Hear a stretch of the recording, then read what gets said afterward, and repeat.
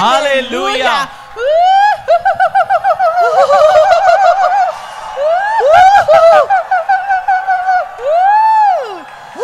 Blessed, blessed, blessed, blessed, blessed are the people who know the joyful sound. Amen. ఆనంద ధ్వని, ఆనంద కేకను ఎరిగినటువంటి జనులు ధన్యులు. మరి ట్రాఫిక్ చాలా ఎక్కువగా ఉంది కనుక మరి 10 గంటలకల్లా ఇక్కడికి రావడానికి ఆలస్యం అవుతుందేమో అనుకున్నాను ప్రజలందరూ. I was ready 10 o'clock. 10 గంటలకే నేను సిద్ధంగా ఉన్నాను. Nobody comes to pick me up. ఎవరు రాలేదండి నన్ను తీసుకురావడానికి. Nobody comes to pick me up. నన్ను పిక్ చేసుకోవడానికి ఎవరు రాలేదు. So there was a confusion who is in charge today to pick me up. అసలు ఎవరు నన్ను తీసుకురావడానికి రావాల్సి ఉన్నది అని నేను కన్ఫ్యూజ్ అయ్యాను. So much confusion. చాలా కన్ఫ్యూజన్ అయిపోయింది. You know why? ఎందుకో తెలుసా? Devil doesn't like this message. మరి 10 గంటలకు ఆ వర్తమానం సిద్ధంగా ఉంది. The devil doesn't like this message. అపవాదికి ఇష్టం లేదు అది. The devil wants to keep the grip. అపవాది ఆ పట్టుకోవాలని ప్రయత్నిస్తాడు. Today we will kick him out. ఈ రోజు వాడిని వెళ్ళగొడదాం బయటికి. Hallelujah. Hallelujah.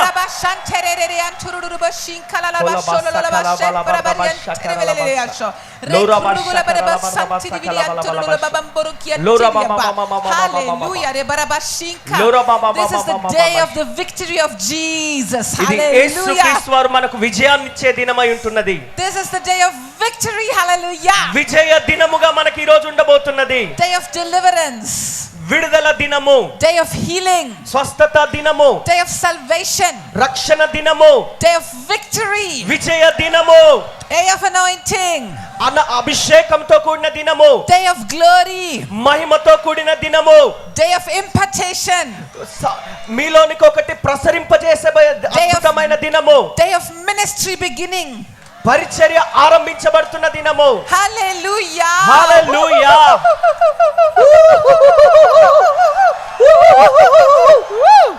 Hallelujah. Hallelujah. Okay, you can just take your seats. దయచేసి కూర్చోండి. I wanted to show you just one more thing about curses. మరి ఒక్క వచనాన్ని మీకు చూపించేసి ముందుకు వెళ్తాను నేను. Why is the devil so interested in cursing you? అపవాది నిన్ను అంతగా శపించడానికి ఎందుకు వాడికి అంత ఆసక్తి? Okay, before that, let me ask you another question about witchcraft. దానికి ముందు ఇంకొక ప్రశ్న అడుగుతాను. చేతబడి గురించి మీకు ఒక ప్రశ్న. In India we get so many people that ask us, pray for us, pray for us.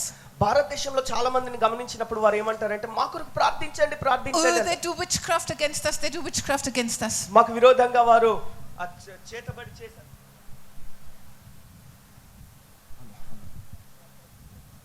Hallelujah. Hallelujah. So many people say that.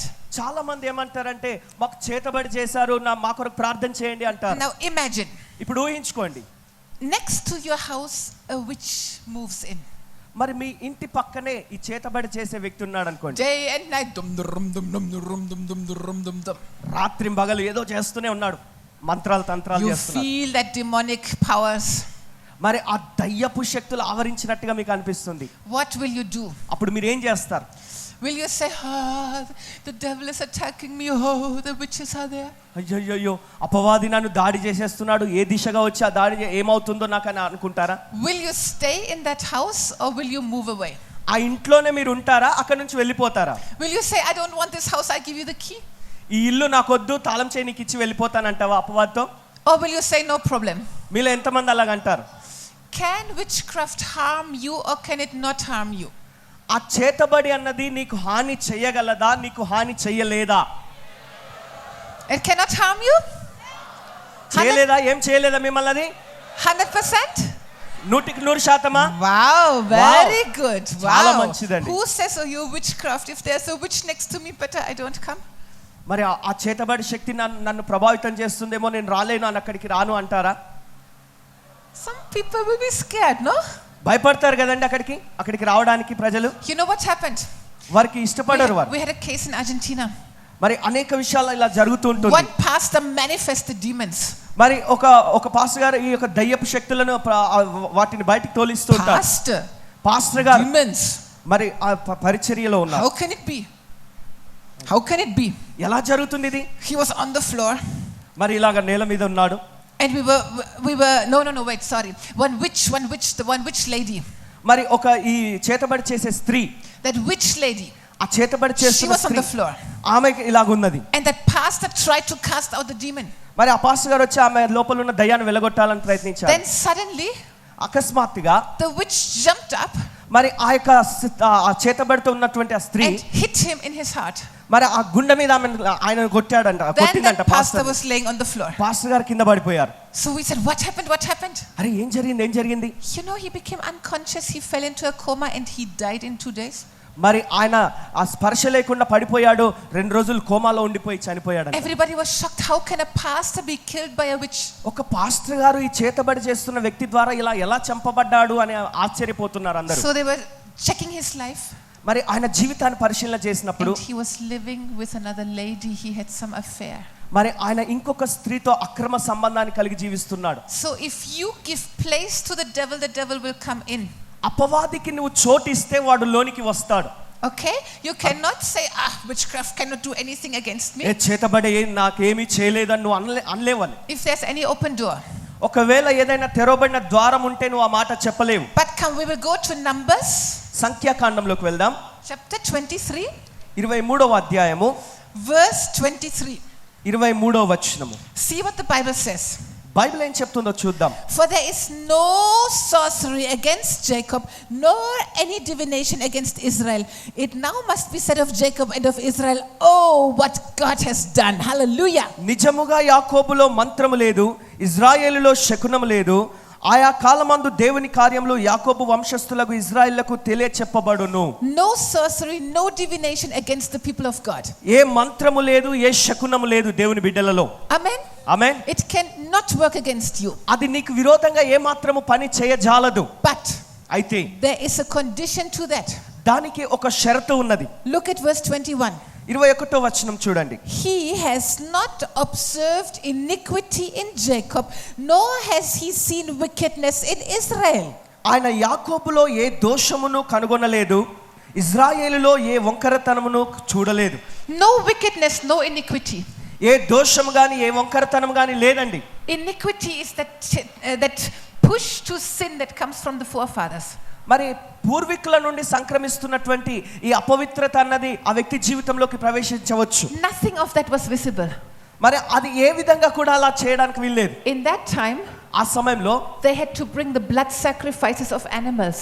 మరి ఆ జంతువులను బలిస్తూ ఉండేవారు. Today, ఈ రోజు you have the blood sacrifice of the Lamb of God. Hallelujah. దేవుని గొర్రె పిల్ల యొక్క రక్త ఆ బలి జరిగిపోయింది. Hallelujah. Hallelujah. You have the blood of Jesus. యేసు రక్తం ఇప్పుడు నీకున్నది. You have the blood of Jesus. నీకు యేసు రక్తం ఉన్నది.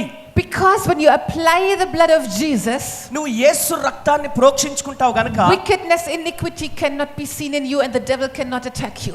ఏ అపవిత్రత ఏ పాపము నీకు కనిపించకుండా అపవాదికి నిన్ను దాడి చేయకుండా అది నిన్ను కాపాడుతుంది. But you need to stay under that blood. అయితే నువ్వు ఆ రక్త ప్రోక్షణ క్రింద ఉండాలి. New Testament, Paul says, give no place to the devil. క్రొత్త నిబంధనలో అపవాదికి ఎక్కడ చోటు లేకుండా ఉండాలంటున్నాడు. Then what happens when some iniquity or some wickedness happened in your life? నీ జీవితంలో ఏదైనా దోషము ఏదైనా వ్యతిరేకమైనటువంటి ఆ పాపపు స్థితి ఆ జరిగి ఉంటే You know how the devil works? అపవాది ఎలా పనిచేస్తాడు తెలుసా అండి? First he pushes you to sin. మొదట వాడు నిన్ను పాపంలోకి నెట్టివేస్తాడు. And then he condemns you. అప్పుడు ఆ తర్వాత నీకు దోషారోపణ కలుగజేస్తాడు. You sinned. నువ్వు పాపం చేశావు. You are a bad Christian. నువ్వు చెడ్డ క్రైస్తవుడవు. How will you pray now? నువ్వు ఇప్పుడు ఎలా ప్రార్థన చేస్తావు? Don't even try to go to God. ఓ దేవుని దగ్గరికి వెళ్ళడానికి అంతగా నువ్వు ప్రయత్నం చేయాల్సిన అవసరం You లేదు. sinned. నువ్వు పాపం చేశావు. Go on your knees. నువ్వు పాపంలో పడిపోయావు. 10 hours you have to cry. 10 గంటలు మోకాళ్ళ మీద ఉండి ప్రార్థన చేయాలి నువ్వు. You have to really feel bad for your sin. నీ పాపం గురించి నువ్వు చాలా ఆ చెడుగా భావించుకోవాలి నిన్ను నువ్వు. Then only maybe you can come to God and pray. అలాగా పశ్చాత్తాపంతో కృంగిపోయి దేవుని వేడుకుంటేనే అప్పుడే నువ్వు దేవుని సమీపించగలవేమో. You know what the devil wants? అపవాది ఏం చేయాలనుకుంటున్నాడు He తెలుసా? wants to keep working on you. He wants to keep you separated from that close love affair with Jesus. యేసయ్యతో నీకున్న ఆ సన్నిహితమైన ఆ ప్రేమ అనుబంధాన్ని నుండి నిన్ను దూరపరచాలని వాడు ప్రయత్నిస్తున్నాడు. When you sin, నువ్వు పాపం blood చేసినప్పుడు of Jesus has already been shed to cleanse you. యేసు రక్తం అప్పటికే నిన్ను శుద్ధి చేయడానికి సిద్ధంగా ఉంది. But you have to receive it. అయితే నువ్వు దాన్ని పొందుకోవాలి. So when anything happens, some bad thought, any sin happens, మరి ఏదైనా జరగవచ్చు, ఏదైనా చెడు జరగవచ్చు, చెడు ఆలోచన రావచ్చు, పాపం చేయొచ్చు. immediately say, sorry Jesus. వెంటనే యేసు నన్ను క్షమించమని వేడుకోవాలి. Devil, get out. I don't want this thought. మరి ఇది నన్ను డిస్టర్బ్ చేయడానికి వీల్లేదు ప్రభు అని చెప్పాలి. Devil, get out. అపవాది నన్ను విడిచిపో. I don't want that thought. మరి నాకు ఏ మాత్రం నువ్వు ఉండకూడదు. Thank you, Jesus, for your blood. Finished. యేసయ్యా నీ రక్తాన్ని బట్టి నీకు వందనాలని చెప్పాలి, అంతే. But do it immediately. అయితే వెంటనే Do it immediately. వెంటనే ఆ కార్యాన్ని Do it చేయాలి. immediately. వెంటనే ఆ కార్యం చేయాలి. Don't allow the devil to condemn you and to push you down. అపవాది నిన్ను కృంగదీసి నిన్ను కిందికి నెట్టడానికి వానికి అవకాశం ఇవ్వకూడదు. Don't allow that closeness to be broken with the Lord. ప్రభుతో నీకున్న ఆ సన్నిహిత సంబంధాన్ని వాడు విరగొట్టడానికి ప్రయత్నిస్తుండగా అవకాశం ఇవ్వకూడదు. Isaiah is telling us it's not that the arm of the Lord is too short. Not the arm of the Lord is too short. మరి దేవుని హస్తము కుర్చ కాలేదు. But our sins have hidden his face from us. అయితే మన పాపములు దేవునికి దూరముగా మనల్ని చేస్తున్నాయి. Our sins can hide his face. మన పాపములే దేవుని నుంచి మనల్ని దాచిపెడుతున్నాయి. He wants the fellowship. ఆయనకు సహవాసం కావాలని కోరుచున్నాడు. Imagine ఊహించుకోండి you are ఒకసారి. a small child. నువ్వు ఒక చిన్న బిడ్డవనుకో. Your mommy makes cookies. Your mommy makes some మరి మీ అమ్మగారు ఏదో వంట చేస్తున్నారు, she ఏదో cooks some laddu. మంచి ఏదో వస్తువు She చేస్తుంది. tells you, don't touch it, this is for the church, don't eat it. ఇది చర్చ్ కొరకు చేస్తున్నాను, ఇది ముట్టుకోవద్దని చెప్పింది అనుకో మీ అమ్మగారు. And then the mommy has to go because there's a phone call. మరి అమ్మగారికి ఏదో ఫోన్ కాల్ వచ్చి అక్కడికి వెళ్ళింది పక్కకి. You are all alone in the kitchen. నువ్వు కిచెన్ లో వంటగదిలో ఒంటరిగా ఉన్నావు, ఎవరు లేరు. What will you do? నువ్వు ఏం చేస్తావు అప్పుడు? What will you do? ఏం చేస్తావు? నెమ్మదిగా తినేస్తావు. Mommy comes back. మళ్ళీ మమ్మీ వచ్చింది. What will you do? నువ్వేం చేస్తావు? Nice face. ఓ మంచి ముఖం పెట్టేస్తావు. Can you look into mommy's eyes? Mummy కళ్ళలోకి కళ్ళు పెట్టి చూడగలవా? Can you look into mommy's eyes? Mummy కళ్ళలో కళ్ళు పెట్టి చూడగలవా? See, mommy will just be normal with you because she doesn't know what you did. నువ్వు ఏం చేసావో ఆమెకు తెలియదు కదా, నేరుగా చూడొచ్చు కదా, మాట్లాడొచ్చు కదా. But you know what you did. కానీ నీకు తెలుసు నువ్వేం చేసావో. What do you have to do to restore that love relationship and that closeness with mommy? ఆ తల్లితో అమ్మతో నీకు ఆ సన్నిహితమైన సంబంధాన్ని తిరిగి నువ్వు సమకూర్చుకోవడానికి ఏం చేయాలి? What do you have to do to be able to look into mommy's eyes again? అమ్మగా ఆ తల్లి కళ్ళలోకి మళ్ళీ నువ్వు ధైర్యంగా చూడగలిగిన స్థితి నీకు రావాలంటే ఏం చేయాలి నువ్వు? You have to confess your sin. నీ తప్పు ఒప్పుకోవాలి. You have to confess your sin. నీ పాపాన్ని ఒప్పుకోవాలి. Not because of mommy. మమ్మీని బట్టి కాదు, Because of you. నిన్ను బట్టి. Because of your own conscience to clear it. నీ మనస్సాక్షి శుద్ధి చేసుకోవడానికి, దాన్ని బాగు చేసుకోవడానికి. And because the devil can keep condemning you. See, you stole. అపవాది మాటికి నిన్ను నేరారోపణ చేస్తూ నువ్వు దొంగిలించావని నేరారోపణ చేస్తూ ఉండడానికి అవకాశం The ఇవ్వకూడదు. devil can make a heavenly court case against you. అపవాది నీకు వ్యతిరేకంగా ఆ మాటికి అలాగా నిన్ను దోషారోపణ చేసే అవకాశం ఉంది. Heavenly court case. మరి ఆ పరలోక సంబంధమైన కోర్టు కేసు అది. Because you know in Revelations 12 verse 10 and 11. నువ్వు పరలోకం సంబంధమైనటువంటి ఆ కోర్టు కేసులో అక్కడ ఉన్నప్పుడు Revelations ప్రకటన గ్రంథము 12 verse 10 and 11. 12వ అధ్యాయం 10-11 వచనాలు. It says the devil is the accuser of the brethren. అపవాది చేతిలో ఉన్నటువంటి ఆ తాళపు చెవులు ఇప్పుడు ఆయన సంపాదించాడు. He accuses the brethren. సహోదరులను వాడు నేరారోపణ చేస్తూ ఉంటాడు. Okay? అవునండి. So if anything happens, ఇప్పుడు ఏదైనా జరిగినట్లయితే, if you have some bad thought or anything, మరి ఏదైనా చెడు ఆలోచన, చెడు తలంపు ఏదైనా జరిగినప్పుడు, immediately Jesus, sorry I sinned. వెంటనే నువ్వు యేసయ్యా నన్ను క్షమించమని అడగాలి. I claim your blood. నీ రక్తాన్ని ప్రోక్షించమని అడగాలి. Finished. అంతే. Okay? అవునండి. Because the longer time you allow, the more time you give place to the devil and he can come in and he can put curses. ఎందుకంటే The more time you wait until you confess, మరి నువ్వు ఒప్పుకోవడానికి ఆలస్యం చేస్తున్న కొలది, the longer the devil can work, అపవాది ఇంకా ఎక్కువగా పని చేసే అవకాశం ఉంది. put curses. ఆ శాపాలు పెట్టే అవకాశం ఉంది. Okay? అర్థమైందా అండి? Yes or no? అవునా కాదా? Okay?